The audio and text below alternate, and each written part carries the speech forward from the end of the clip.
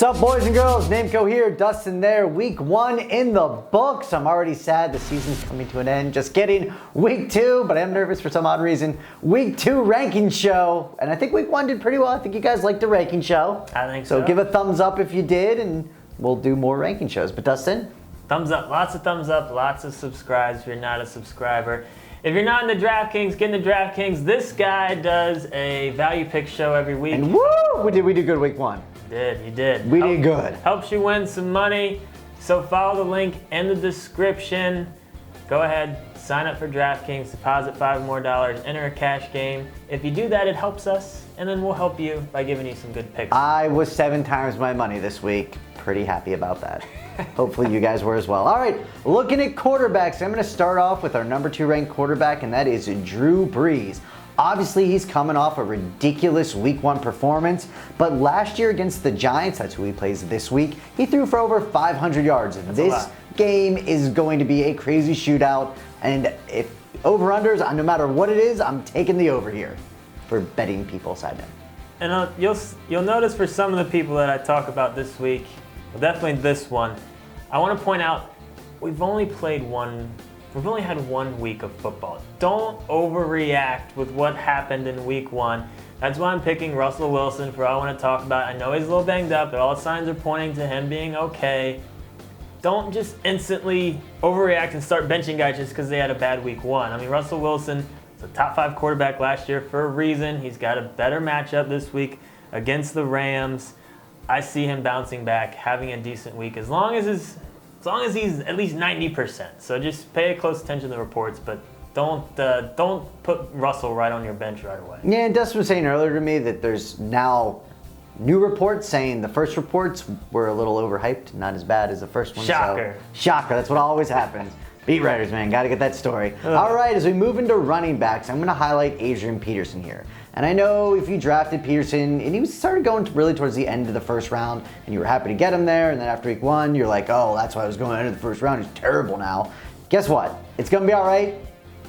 I can't believe I'm saying this, but Sam Bradford's coming to town. I know they haven't named the starter, but Bradford, I cannot see how he will not start. They had 8, 9, I feel like 10 in the box against Peterson. They can't necessarily do that with Bradford. That's why they traded for him. Peterson will have more running lanes and much more success this week, I feel. I want to talk about number 12. That's DeMarco Murray. Going back to some of those beat writer reports, I was seeing some that were just like, oh, Murray's just kind of the placeholder until Derrick Henry takes over as the starter. No, yes, Henry's role could evolve and he might get more touches as the year goes on, but DeMarco Murray is the fantasy option out there right now. He looked great week 1. They involved him in the passing game, got in the end zone a couple times. DeMarco Murray is the guy. Derrick Henry is the rookie backup. That's how it's going to work. So DeMarco Murray, we like him this week against Detroit, number 12 running back. All right, at number 23 running back, we got Carlos Hyde. And I know if you own Carlos Hyde, you're really excited right now. He had the 2 touchdowns. The touchdowns look good. Other than that, he looked okay, I guess, on Monday night. But they're playing a Carolina team, so you're like, ooh, C.J. Anderson crushed them. Carlos had 2 touchdowns, did really well. He's going to blow up. Wow, how these guys are nuts having him at 23. But the reason is, you got to take the human element into it. It's a long trip. They're going from West Coast to East Coast. It's a short week. And Carolina's run D is going to be a little heated about how C.J. crushed them. I think Carlos Hyde has a big letdown for some owners this week. Still a good flex play. 23, you're starting him. You are starting him. A guy that's a little bit riskier but could definitely make your lineups, maybe in PPR leagues, Tevin Coleman. It looks like some of those reports are actually accurate sometimes. It looks like it is going to be pretty much a 50-50 split out there, and they did lean a little bit more towards Tevin in the passing downs. So you got to like that with a matchup against Oakland, a potential shootout. Tevin could, and he's just always 1 touch away from a big week. So Tevin Coleman, not a bad gamble this week. I got 1 league where I'm trying to find a way to get him in my lineup. And we were trying to rank him over Freeman. We really wanted to do it. Yeah, it's a little scary. Freeman, you can't do it yet. Freeman could blow up too. Is still the safer play, but Tevin's got that big play. But if you drafted Freeman at the start of the second, you're nervous, and you should be. You should be nervous. Sorry, I don't own him in any leagues. You own him in any leagues? I got Tevin. Yes, I got him in a bunch of leagues too. Much cheaper. All right. Much cheaper. They're hating us. All right, Eddie Freeman Over's like, shut up. So, all right, moving into the wide receivers, I'm going to highlight Jordy Nelson here. And he's playing a Minnesota team that's probably going to be without their top corner again. And Jordy, for us, deserves now to be ranked as what Jordy was before the injury. He looked great. And the entire Green Bay offense looked great with him back. And until otherwise noted, I am going to be putting Jordy in the rankings where, as him as a fully healed, healthy player, stud wide receiver, because that's what he is. I'm going to talk about Doug Baldwin at number 19. I'll be the first to admit I've been disrespecting him with where I liked him before the season, even when he was breaking out last year.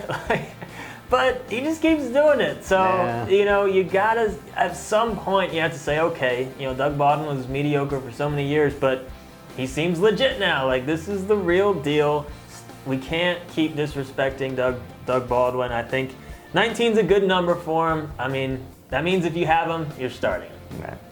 Yeah, I've hated on him too. I don't know why. Irrational hate. Number 33, we have Will Fuller, the rookie from Notre Dame that's now on the Texans. And obviously, man, is the hype train going crazy on this kid. And he looked great. He looked great in the preseason. It started again, obviously, week 1.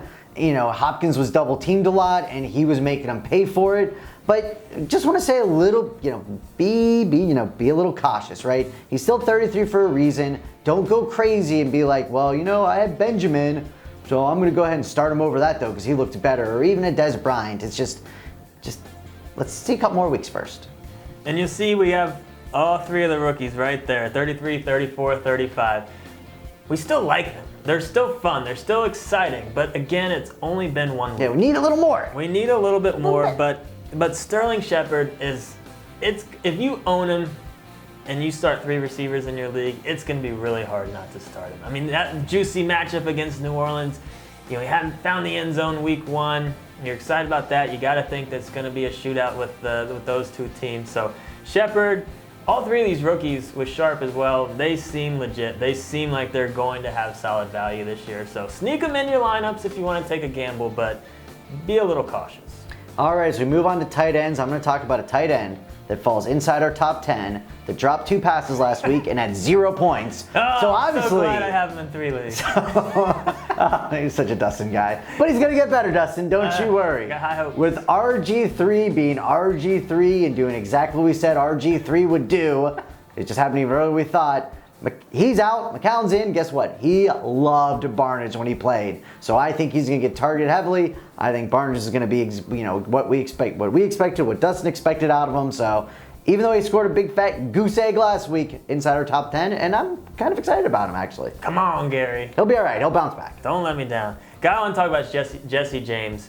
Very excited. Oh my God, Dustin loves this guy. I like a lot of things about him. I like that he was on the field almost the entire game for week 1.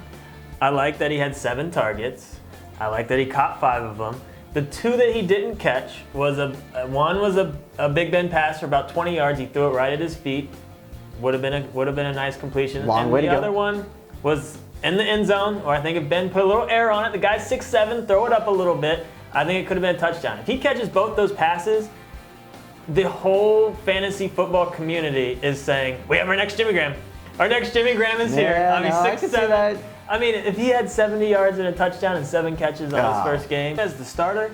But number 1 waiver picks being used, $80 of a fab budget. And he was inches away from doing that. So no, he looks good. I liked that he was on the field almost the entire game. So and he is every bit of 6'7". He is a monster. He's a big boy. We have him outside of our top 10 for a reason. Don't go crazy. I like him a little bit more in PPR leagues. These are standard leagues. But comparing him to Heath Miller, I think Jesse James has more touchdown potential. So I think he will have better numbers. Dustin's saying that because he used to hate on Heath Miller so much. Heath Miller was just boring. Hated on him. He was boring. He's like what Witten is right now. And Witten's boring. All right, as we move on to defense. Defenses were tough this week. A lot of tough matchups, not a ton that you want to pick up and play. But I'm going to highlight the Ravens here. And, the Ravens we have ranked right now inside the top 5. But I don't have it simply because RG3 is gone, because I actually think the Ravens offense might get better without him because he's terrible. But the Browns offensive line got some losses last year. They lost their center, and oh man, do they look terrible. So I am really worried about the Browns because No protection, no run game. So that's the only reason. I don't even like the Ravens defense. I just hate the Browns offensive line. Just throw it to Gary. Just throw it to Gary. That's probably the only thing I think they can do. I want to talk about the Packers at number 8. I mean, Peterson got shut down last week. I don't necessarily think that'll happen again, but the uncertainty at the quarterback situation makes it kind of a juicy matchup. Start the Packers with confidence. All right, so just want to remind everybody, these are based on standard rankings, not PPR. We both play in a lot of PPR leagues, but the rankings are done based on standard because for some unknown reason, that is still the highest percentage of leagues played. Move to PPR, people. But either way, take that into account. People like Landry and Edelman, they move up based on PPR, obviously. And this is midweek, so click on the link in the description. We update the rankings constantly throughout the week. We hear news, we're updating. All the way up to kickoff. So get in there, get in the rankings, check out the updated ones, subscribe to our channel. If you got questions, the forums post in there. We answer those. At least I do, only to 12:45. That's when my cutoff is. I don't know if I ever told you that. I cut at 12:45. I try to go at least 12:50. I go 12:45. Yeah, I go over. If I see like a bigger boat up there, how am I not going to answer your question, bigger boat? It's my dog. I love boat. I love boat. That's week 2. Good luck. Go Gary. Oh, Gary's going to go. Peace. Gary's going to go so nuts this week. I don't know. We were hyping him too much. That'd be cool. I'm going to go pick up Jesse. He's such a Nameco guy. I know he's a Dustin guy, but that's the kind of monster I would like. And he's a Steeler. Yeah. Name him There's something there.